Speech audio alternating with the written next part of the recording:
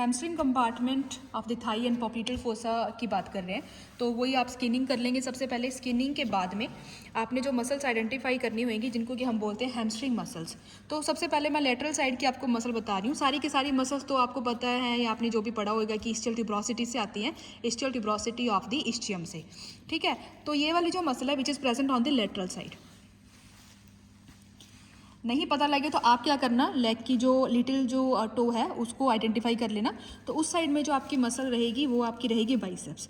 तो biceps femoris जो है इसके दो हेड रहेंगे, एक लॉन्ग हेड और एक रहेगा इसका शॉर्ट हेड। ठीक है, एक लॉन्ग हेड होएगा और एक इसका शॉर्ट हेड होएगा। तो ये तो हो गया biceps femoris. Then medial side we have two muscles, the upper muscle which is superficial and it is in the form of a tendon. The lower part is in the form of a tendon. This is the semitendinosus, and deep to this muscle is the semimembranosus. Semimembranosus and semitendinosus. And then we have one more important muscle of this area, and this muscle is ischial part of the adductor magnus, and there it is.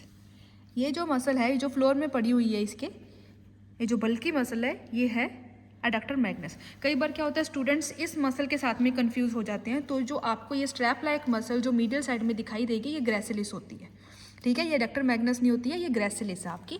This is the gracilis and this is semitendinosus, semimembranosus, and ये हो गई है biceps, long head with short head.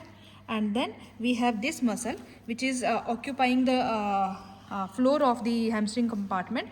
This is our hamstring muscle, ischial part of the hamstring. And now this is the sciatic nerve, and sciatic nerve is already divided into the tibial and common peroneal part. This one is the common peroneal nerve that we are not going to count in the popliteal fossa. This is the tibial nerve, this is the tibial nerve, and these are the popliteal vessels.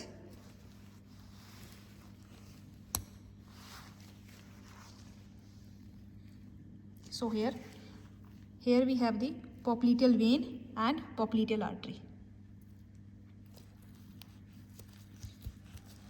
ये जो structures है आपकी popliteal vein और artery इकट्ठी, this is the tibial nerve. All the three structures are present in the popliteal fossa. तो popliteal fossa में अपने पास आ जाएगी tibial nerve, popliteal vein and popliteal artery. And the boundaries would be supromedially we have the semitendinosus, semimembranosus, and superolaterally तो popliteal fossa कुछ ऐसे दिखता है अगर आप देखोगे।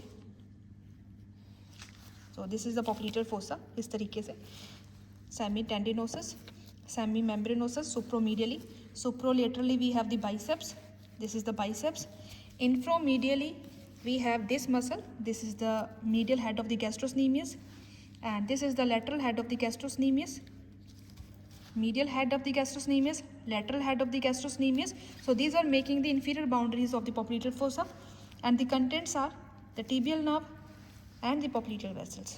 These are the popliteal vessels.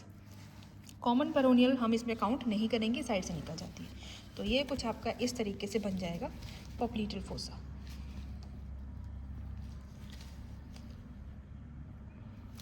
Thank you.